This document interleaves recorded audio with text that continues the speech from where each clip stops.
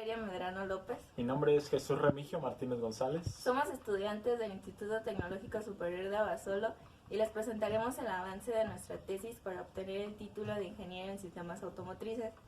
El título de nuestra tesis es Manipulación inalámbrica de motores para una silla de ruedas autónoma.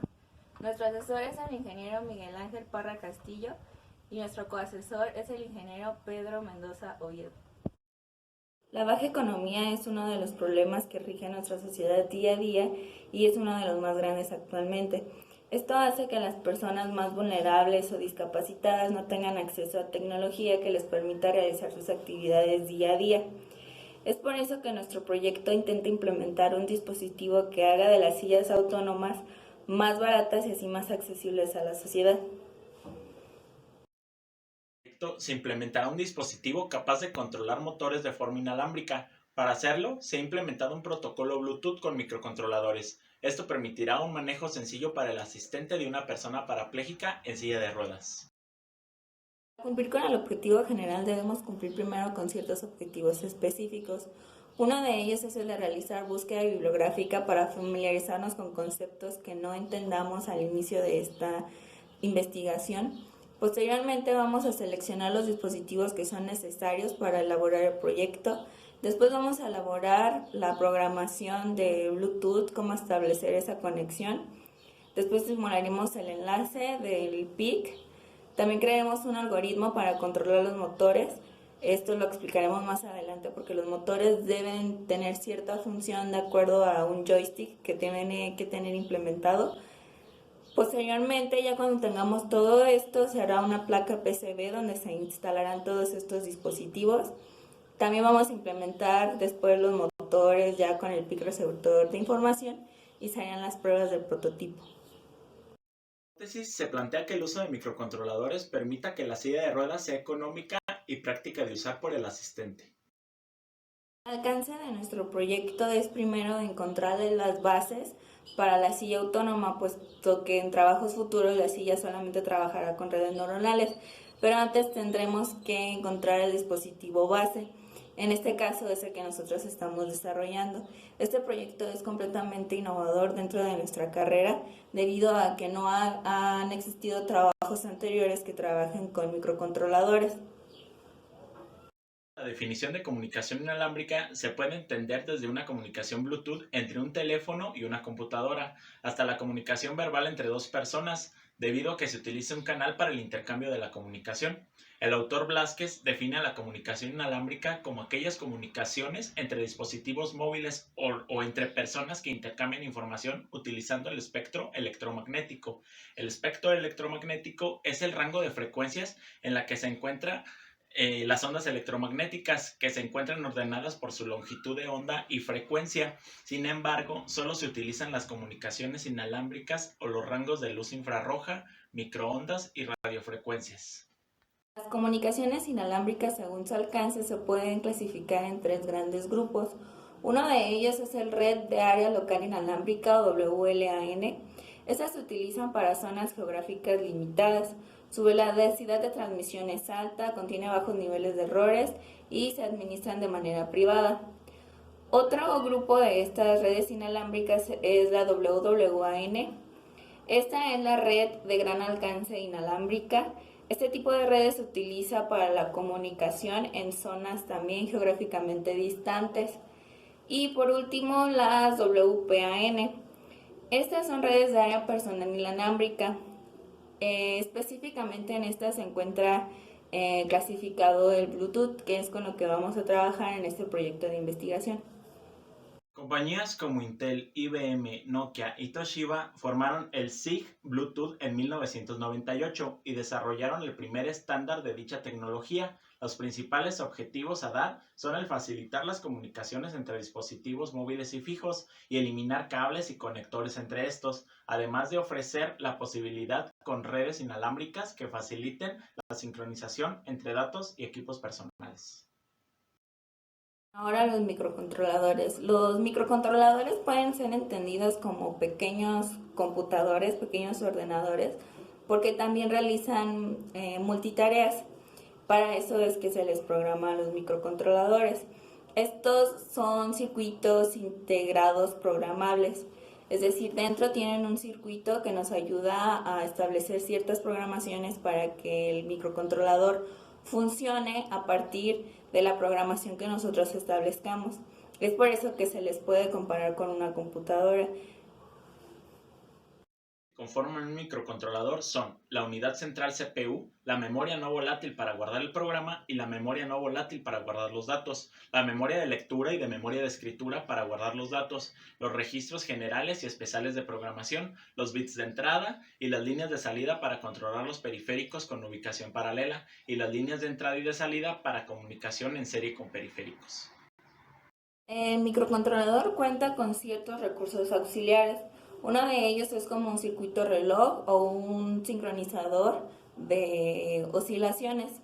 El otro es el timer, que son temporizadores, un perro guardián o watchdog en inglés, conversores analógicos digital y digital análogo, también comparadores analógicos, protecciones ante fallas de alimentación y estados de bajo consumo o reposo. El controlador está diseñado para que en su memoria de programa se almacenen todas las instrucciones del programa de control. El programa es siempre el mismo, así que se graba en forma permanente. Las memorias que permiten la retención de la grabación son 5 versiones: la memoria ROM, la EPROM y la EEPROM, y deben ser de lectura. Escritura para que la memoria RAM estática sea la más adecuada, aunque sea volátil al eliminar la tensión de la alimentación. Líneas de entrada y de salida están destinadas a trabajar de ambas formas. Son de ambos sentidos. Esto significa que una línea de entrada puede trabajar como una línea de salida y una línea de salida igual puede trabajar como una línea de entrada. Esto es según la programación que nosotros establezcamos desde un principio. Estos se manejan generalmente por grupos de bits, en este caso con grupos de 8 bits. Esto se denomina como un conjunto de puertas. La comunicación serial es el proceso de un bit a la vez, de forma secuencial sobre un canal de comunicación. Está compuesto de dos elementos básicos que son el hardware y el software, con el que se controla la información binaria que se quiere transferir. Todo esto ya está regido por normas y protocolos. En cambio, con la comunicación serial asíncrona, primero se envía un bit de start, después los bits de datos y al final los bits de stop.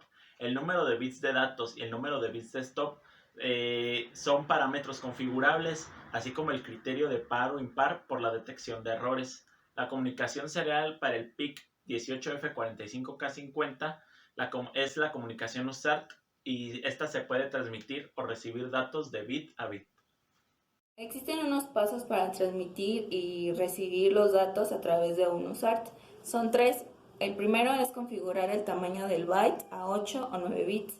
El segundo es habilitar la transmisión y la recepción a través de los bits TXN y RCN, respectivamente uno del otro. Y por último, habilitar la interrupción de transmisión a través de 8 bits, en este caso del TXIE y del RCIE, respectivamente. Para enviar un dato no basta con escribir el valor que se desea enviar. En el registro TXRG puede hacerse de dos formas. Una es por sondeo en el programa. Este se debe monitorizar en el estado del bit TXIF por el método de interrupción. Se habilitará por medio del bit TXIE, y lo que provocará una interrupción cada vez que el registro TXREG se detecte vacío. El proyecto se basa en la manipulación de motores de manera inalámbrica. Este debe ser controlado mediante circuitos que ya lo hemos estado mencionando. Este circuito viene desde un microcontrolador, un joystick y una comunicación Bluetooth. Es por eso que para cumplir con todo esto, parte del proyecto es la simulación. Equipos y material que se utilizarán será una computadora, el software Proteus 8 y el software MPLAB X, un PIC-3, un microcontrolador PIC 18F45K50, un módulo Bluetooth HC05, una placa PCB, dos motores de CD y un joystick. El lenguaje de programación puede ser en configuración C o ASM. Utilizando el software MPLAB X se utilizará la configuración en el lenguaje XC8. Es necesario investigar en la hoja de datos del PIC 18F45K50 para familiarizarse con su estructura. Ya cuando hemos recopilado información de la hoja de datos del microcontrolador, entonces podemos nosotros establecer en la programación cuáles serán nuestros pines de entrada, cuáles serán los pines de salida, cuáles son los voltajes que vamos a utilizar. Una vez que ya sabemos todo esto, en el software MPLAB X con el compilador XC8 indicamos que nuestro lenguaje de programación será el lenguaje C. Aquí se realiza una configuración de bits y se genera una fuente de código donde se compila toda la información principal C de todo el programa. A su vez también se realiza una configuración en formato H. Esta determina que la frecuencia será de 20 MHz. Conoce por la hoja de datos que el PIC 18F45K50 cuenta con 3 entradas analógicas y un conversor de 10 bits en el módulo ADC. Esto indica las divisiones de voltaje por bit. Utilizando comandos como ADCON, TRIS, PCFG y VCFG en la configuración principal, se determina como entradas o salidas respectivamente cada puerto. Un último comando GODON indica si el módulo ADC está o no operando durante su simulación.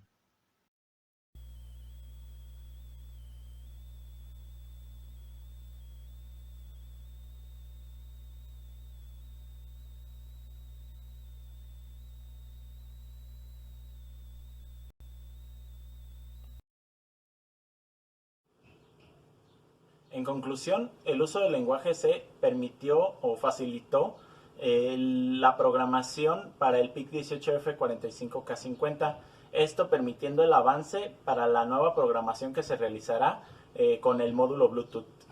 Externamos nuestro agradecimiento a los profesores que son nuestros asesores de tesis, así como a nuestro profesor de taller de investigación por habernos brindado las bases para hacer el avance de esta tesis.